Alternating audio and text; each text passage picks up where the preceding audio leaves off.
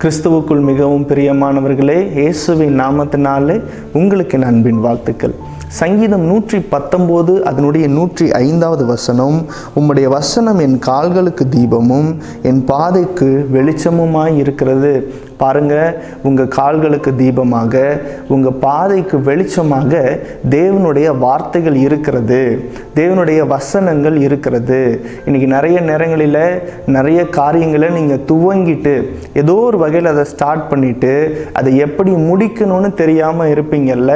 சில காரியங்கள் இது எப்படி போய் முடியுமோ, இதனுடைய எண்டிங் எப்படி இருக்கும், இதனுடைய எதிர்காலம் எப்படி இருக்கும், இது நல்லபடியாக நடக்குமா என்று சொல்லி உங்களுக்கு சில சந்தேகங்கள் இருக்கலாம்.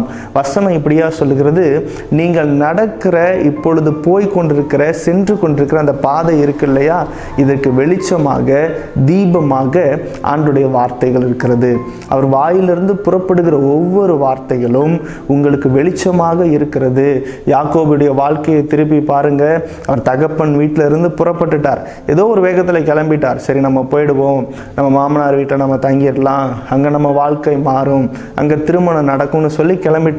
ஆனால் போகிற பாதையில் இருள் சூழ்ந்து விட்டது. வெளிச்சம் இருக்கும் வரை நடந்தார், இருளில் நடக்க முடியலை, என்ன செய்வதுன்னு தெரியல. அப்போ தேவனுடைய வார்த்தைகள் வந்து தேற்றுகிறது, நான் உன்னை சுகபத்திரமாய் திரும்பி வர பண்ணுவேன் என்று சொல்லி அந்த வார்த்தையின்படியே ஒன்றுமே இல்லாமல் கிளம்பின யாக்கோபை கர்த்தர் மீண்டுமாய் பல ஆசீர்வாதங்களுடன் கொண்டு வந்து சேர்த்தார். இதுதான் தேவனுடைய வார்த்தைக்கு உள்ள வல்லமை. இந்த வார்த்தையை விசுவாசிங்க. எப்படி முடியுமோ என்று கலங்காதீங்க, எப்படியும் கர்த்தர் முடிப்பார் என்று நம்புங்க.